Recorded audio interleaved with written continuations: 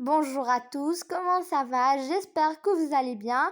Mais avant de commencer ce troisième chapitre, n'oubliez pas de liker, de vous abonner et d'activer la petite cloche de notification.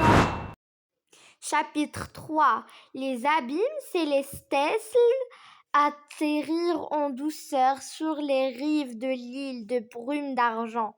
Le ciel ici était un dégradé de violet et de pêche, traversé par des bancs de méduses volantes qui émettaient une douce mélodie. L'air était pur et vivifiant. Lyra, dont les vêtements commençaient à reprendre de l'éclat, s'assit sur l'herbe phosphorescente. Merci, Kylen. Sans toi, j'aurais été consumée par le néant. Que se passe-t-il? Demanda Kylen, assis à ses côtés, contemplant ce nouveau paysage. Pourquoi les étoiles s'éteignent-elles? Lyra prit l'astrolabe brisé. Nous sommes les gardiens. Chaque étoile est une encre qui maintient l'équilibre du monde, des rêves et de la réalité.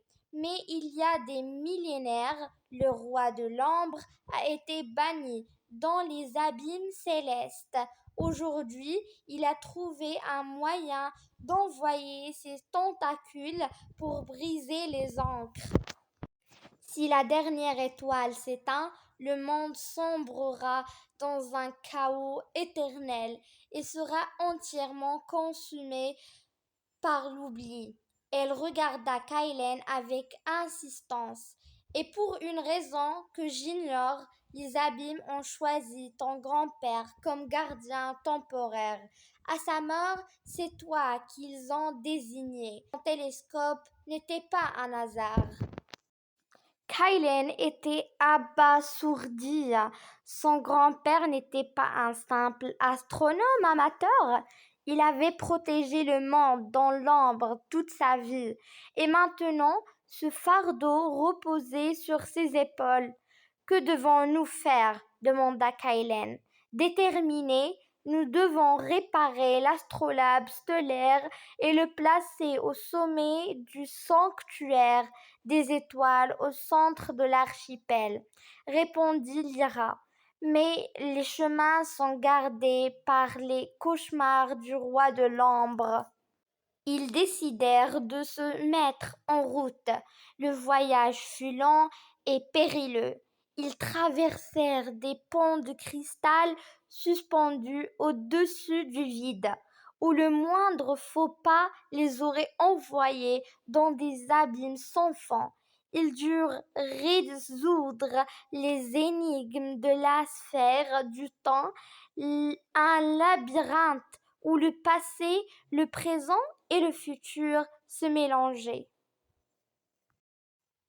Kylen manqua de s'y perdre, revivant des souvenirs de son enfance avant d'être rattrapé par la voix réconfortante de Lyra.